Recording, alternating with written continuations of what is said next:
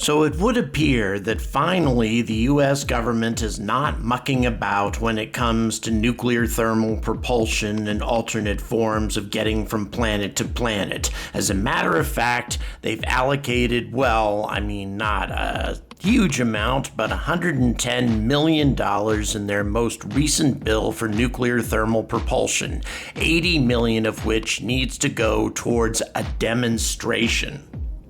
Now, this comes right on the heels of NASA making 3 separate awards to 3 separate competing agencies to provide a nuclear-powered system for space travel. And on top of that, DARPA, the Department of Advanced Research Project Agency, made a $22 million award to General Atomics for reactor design work in space. There's a lot of government agencies working hard to get us from planet to planet using nuclear power.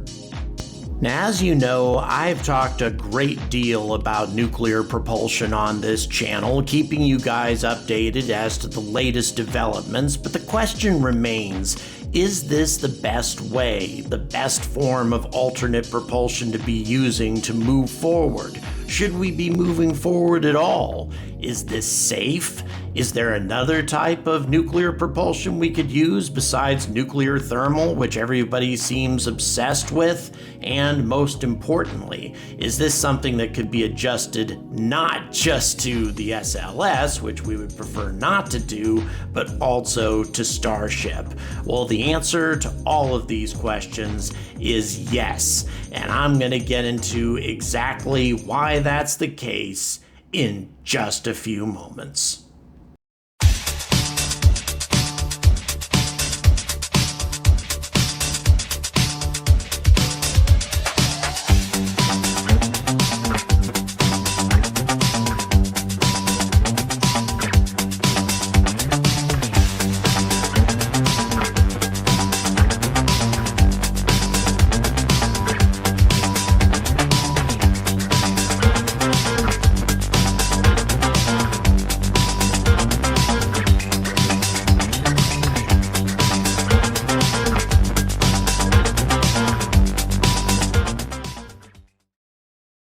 Good evening and welcome to another episode of the Angry Astronaut. As of this recording, I am going to be leaving in the morning, heading for Cape Canaveral with my son.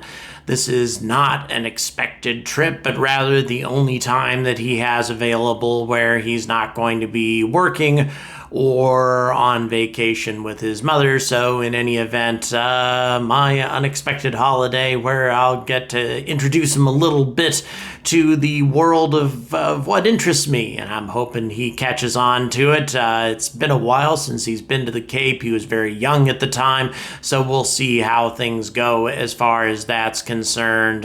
Plus, we'll be doing other things that people do in Florida, so I'm getting this episode in as rapidly as possible. So there's been a lot of things, obviously, that's been happening in the world of space news, stuff in Boca, the FAA pitching a fit about the launch tower and saying that Elon didn't have any approval or permission to put that thing up in the first place. Who knows what kinds of problems that's going to create for him in the future. I mean, he is depending on the FAA to approve this whole thing in order to go through with it all. And I just think personally that the more he butts heads with them, the greater the chance is that they're just going to put the brakes on the entire project and force him to launch from another location, which could be the Cape. He has talked about launching from Cape Canaveral on a number of occasions, and there's even been an environmental study of launching Super Heavy from Cape Canaveral, which frankly is far better suited for launching a massive rocket than Boca Chica Chica is for a variety of different reasons, in terms of available facilities, in terms of a community that's accustomed to massive rockets taking off, and exclusion zones, all of that sort of thing. But that's not what this episode is about. This episode is rather, I try to keep my viewers up to date on new forms of propulsion, especially when we're talking about nuclear propulsion. And it does indeed seem that both the government and NASA are interested in seeing to it that mankind develops an alternative form of propulsion, and specifically nuclear propulsion, before we actually make our trip to Mars. And if NASA does decide to stick with the Starship, and it seems like that might happen, with the funding that they've given the Starship, at least for the human landing system part of it and such, it could be that the Starship is the vehicle that they choose to go to Mars as well. And if that is indeed the case, then we could be looking at nuclear power for Starship instead of methalox.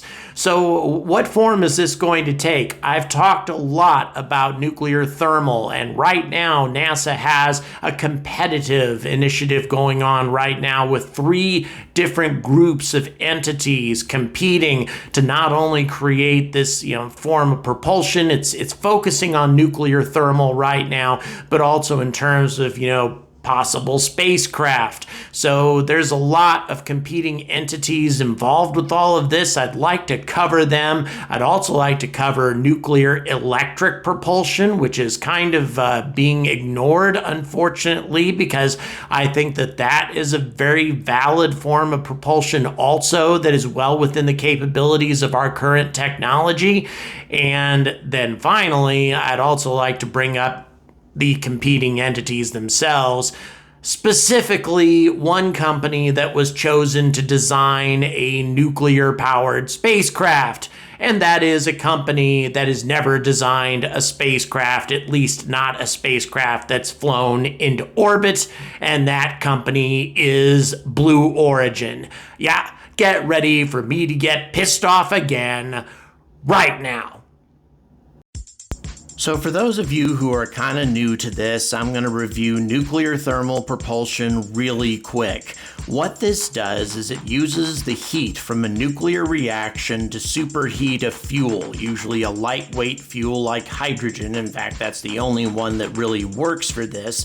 Superheats it and accelerates it to a tremendous rate of speed. The velocity that the hydrogen leaves the nozzle is at least double that of what chemical rockets are.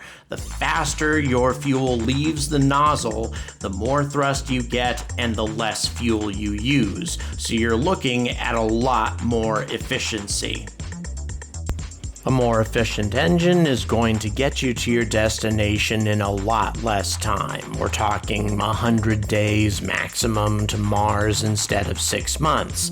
And if you don't have to spend 6 months getting to Mars, you're not using 6 months worth of supplies, which, if you watched my video about the interior layout of Starship and the amount of supplies that would be necessary for just 36 colonists, you could really increase the number of colonists you have on board if you reduce the transit time substantially. So really, having a better form of propulsion has a substantial impact on the overall goal of colonizing the Red Planet. So that having been said, let's have a look at some of the competitors in this whole project to build a nuclear thermal engine. BWXT, who I've talked about before on this channel, is one of the primary competitors, and they are working in conjunction with Lockheed Martin, who may not have much of a reputation when it comes to cost cutting, but at least they have successfully built spacecraft, including, of course, the Orion, which, although it hasn't been to space on the SLS, it has been to space on a test flight. So the Orion, fully human rated, seems like a solid ship regardless of whatever expense was put into it. At least it's done and ready to go. And as I've mentioned in previous videos, BWXT does have a prototype design for a nuclear thermal engine already, so they definitely seem like a strong competitor and a good company to invest the government's money in when it comes to nuclear propulsion. But what about the other competitors? Well, a second contract has gone to a very reassuringly named company called Ultra-Safe Nuclear Technologies, and they're working in conjunction with a lot of people. The Ultra-Safe Nuclear Corporation, which is of course part of them as well, General Electric Hitachi Nuclear Energy, General Electric Research, Framatome, Materion, and Blue Origin. Now, don't get me wrong, but when you put this many competitors, or rather this many participants into a project, you tend to run into problems. Although I have to admit, I kind of like the ultra-safe guys. They're designing these micro-nuclear reactors to use in isolated communities. Green energy, essentially, for areas that have a hard time receiving nuclear power. Now, this is the type of application that nuclear energy was intended to take care of a long time ago, and that is to provide safe and clean energy to communities all across the planet, regardless as to where they may be. It requires very little in the way of fuel, a fair amount of infrastructure, but not overly much, and they've gotten safer and safer as time has gone on. They also don't require plutonium or anything weapons grade, but rather just low-grade uranium, and can be used anywhere across the planet, including in nuclear thermal-powered spacecraft. And if you want to talk about micro-miniaturized, check this out. This design from Los Alamos is just amazing. It has a reactor core that's only 4 inches in diameter, surrounded by a beryllium reflector that's only 10 inches in diameter. So if you put this into perspective with the entire design, you're looking at a nuclear reactor that's maybe a meter in length. That's just insane. And so you don't have to worry about massive nuclear reactors anymore, at least when you're talking about the types of reactors necessary to produce a nuclear thermal propulsion system.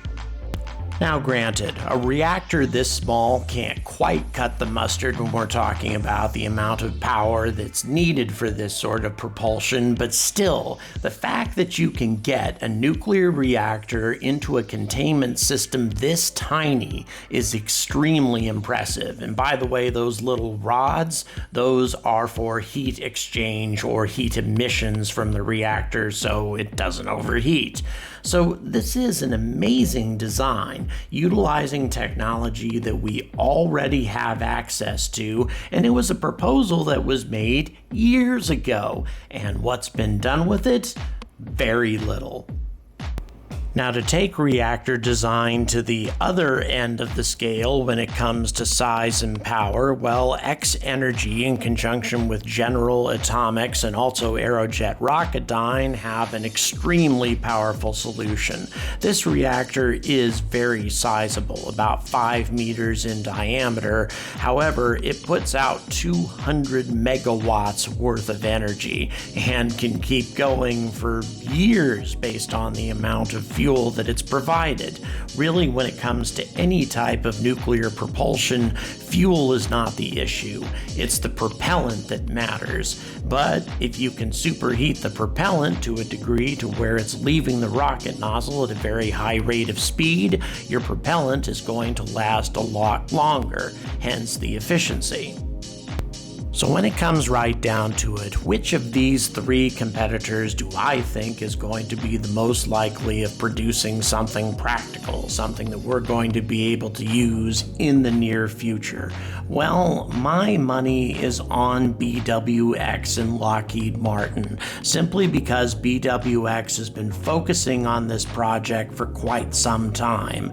Now, Aerojet Rocketdyne combined with General Atomics, they do a pretty good job as well. Aerojet Rocketdyne, of course, having a lot of experience when it comes to rocket engines. And then ultra-safe nuclear technologies, I very much like their micro-miniaturized solutions. The big problem is there are so many partners in this particular group.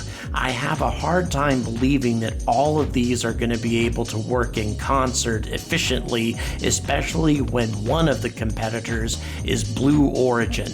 Not necessarily saying because it's Blue Origin, but because they have yet to put a spacecraft into orbit or into space at all, aside from New Shepard, which really is not a great example of something that could eventually mature into a nuclear thermal spacecraft. And here is another very important consideration, especially when it comes to Starship. The amount of life support power requirements that are going to be needed for dozens of colonists, or especially if you're talking about 100, is going to be enormous on top of all the other systems that are going to be required in a ship of this size. Solar panels, in my opinion, just aren't going to cut it. So you're going to need nuclear power not only for the propulsion, but also for the power requirements of a very large interplanetary spacecraft. And then once you get to Mars, you're going to need additional power, and nuclear power seems like a great solution there as well. And using low-yield uranium is the best solution there as well, because this cannot be weaponized. So you're looking at safety, you're looking at a lot of power being put out for a lot less instrumentation, just a much better solution if we want to colonize Mars. But is nuclear thermal propulsion really the only way to go? Well, the answer, predictably, is no. NASA and other agencies have been making use of an alternate form of propulsion for a very long period of time, and as a matter of fact, Virgin Orbit is going to be making use of this propulsion as well as a standard part of the third stage of their Launcher 1 rocket. And this is solar electric propulsion, as you just saw. Now, solar electric is actually not what I'm advocating here, because solar power cannot produce the necessary energy in order to make this practical for human transport, but something based on it can. And this is, of course, nuclear electric propulsion, and it's based on the very same principle. You use electrical power in order to ionize an inert type of gas like xenon or krypton, and the ions are driven out the nozzle by an electromagnetic field. So where do you get the energy for all of this? From a nuclear reactor, of course. And this sort of system can produce some amazing amounts of thrust, at least in terms of the duration, and the efficiency of nuclear electric propulsion is arguably better than that of nuclear thermal propulsion. But this isn't what we're currently working on for some reason. In my opinion, I think competing teams should be working on both solutions because we have the technology for both, and both would be practical. And even if one of them didn't pan out, they could definitely be used for unmanned probes in the future one way or another. So why are we not doing this? As a matter of fact, why have we not been doing this all along, since we've understood the technology for many decades? Well, for the variety of reasons that tend to piss me off about this whole thing is the fact that there is no emphasis on exploring space or exploring the solar system. But something like this, a Hall effect ion thruster powered by nuclear energy instead instead of solar power could prove to be very practical and transport humans from Earth to the Red Planet in a similar amount of time as nuclear thermal propulsion, perhaps even quicker. So how do we apply this technology to Starship? Well, as I've suggested many times, chemical rockets will never be completely replaced, at least not for some time. But what we do is we use chemical rockets for the Super Heavy and then engage nuclear engines on the Starship once the vessel has achieved low Earth orbit, and off it goes to Mars. The on-orbit refueling would still be necessary because Starship's nuclear engines would be required in order to get Starship into a stable orbit around the Earth, but nevertheless, it could use these nuclear engines once it cleared the atmosphere, and then tankers equipped with the necessary fuel for a nuclear engine could then be dispatched to refuel Starship just like the original plan. Nothing really has to change except you use different engines in Starship. That's about it. So really, this is a technology that could be easily applied to Starship. The question is, why is SpaceX not involved in any of these three groups of competitors? They need to be, because Elon is the one who is the most keenly interested in getting the human species to Mars. So why is nobody interested in adapting this new technology to Starship? That's anybody's guess, but in my opinion, it needs to change, and it needs to change now.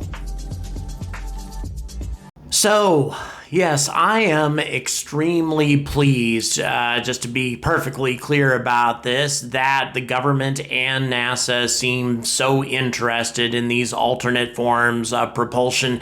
This is something, as I mentioned in the video, as I've mentioned in previous videos, that the space agencies of the world, or specifically NASA and the Soviets, were very interested in for the longest period of time, and then just sort of abandoned it all decades ago when it was determined that we weren't really going to try to venture anywhere outside of low Earth orbit forever. And had we done something about this, had we aggressively developed this kind of technology from the get-go when we had the ability to do so and the scientific understanding of these things, had we just simply plunged forward, we would have had colonies on Mars by now, no doubt about it. So that, as always, makes me really pissed off. But at the same time, all I can do is look to the future and be excited that all of this is developing. Now, some people, express some sort of, reservations about this, saying that there are drawbacks to all of this, that the weight to thrust ratios are off, that the amount of effort and mass that you need to put into a nuclear reactor, radiation shielding, all of that kind of stuff counters out the advantage that this brings, this type of propulsion. And to that, I just say nonsense. Because this is a type of propulsion that is just in its infancy. These were the same sorts of people who in the ancient past said that man would never fly, that man could never reach the moon, that man could never go to space. It's the same mindset. There is no difference. This is a form of propulsion that is in its infancy right now and needs to be developed further, but I am confident that once it reaches maturity, it is going to be able, regardless of whether it comes in nuclear thermal, nuclear electric, fusion, whatever, I am confident that it is ultimately going to be the future of space travel. And for those of you who watched my video about the interior of Starship, you can see the enormously restricted amount of space. As huge as Starship is, the restricted amount of pressurized by space that is available. And the amount of space, therefore, that's available for supplies, for water, air, and especially food, that's one of the biggest issues, and everything else that a large number of people are going to need for a 6-month journey. How much easier is it going to be if it's a 3-month journey? Or we shave that down to a 2-month journey. The whole concept in Elon's dream of colonizing Mars becomes far more viable if we improve the form of propulsion being used for Starship. It's as simple as that. And Blue Origin is completely mystifying to me. Why would you even think of something like this? Blue Origin hasn't even stated any interest in traveling to Mars or any place else where this type of propulsion would be useful. So why the hell contract them to do this? SpaceX should be at the center of this new form of propulsion unless Elon simply has no interest in it whatsoever, but I kind of doubt that. Anything that would make his ability to colonize Mars more efficiently and more swiftly within his lifetime is something that I think he would be very interested in. And both nuclear thermal and nuclear electric, both of these types of propulsion make this possible. It's got its challenges, just like any type of new technology. It's gonna have its challenges, but it is just better than chemical propulsion. We need to move past this. We need to develop this kind of technology, and I applaud both NASA and the government for doing so. However, I am also annoyed with them, first of all, for a couple of their choices, but secondly, simply because they're not putting nearly enough money into it, because there are advantages, as you saw in the video, not just in terms of going from planet to planet, but also in terms of micronuclear reactors here on Earth and the advantage that that can bring to remote communities everywhere. Green technology, something that my daughter is working on right now, something my daughter strongly believes in, and something that she's studying. That is the future as far as I'm concerned, to allow these communities to develop and to enter the 21st century without having to make use of polluting gases and polluting technologies that also need to go the way of the dinosaur. Not that I'm a huge global warming guy, but the fact of the matter is something that doesn't pollute as much is just better than something that does. Something that uses a lot less fuel is something better than something that uses a lot of fuel. And that's just what makes this technology better. If you like the way I put things, if you like how opinionated I am, there are lots of different ways to support this channel. It's all in the description. Please give that a look, because there are lots of benefits to becoming an angry advocate. And you can do that by joining on Patreon or by hitting that little join button at the bottom of the screen. So until we have developed an effective and practical method of traveling from planet to planet that is far better than our current chemical rockets that need to go the way of the dinosaur, I'll say that over and over again until it actually happens. Until we have something better, something more efficient, and something that makes Elon's dream of making our species multiplanetary more swiftly and more efficiently, I urge all of you to stay angry about space.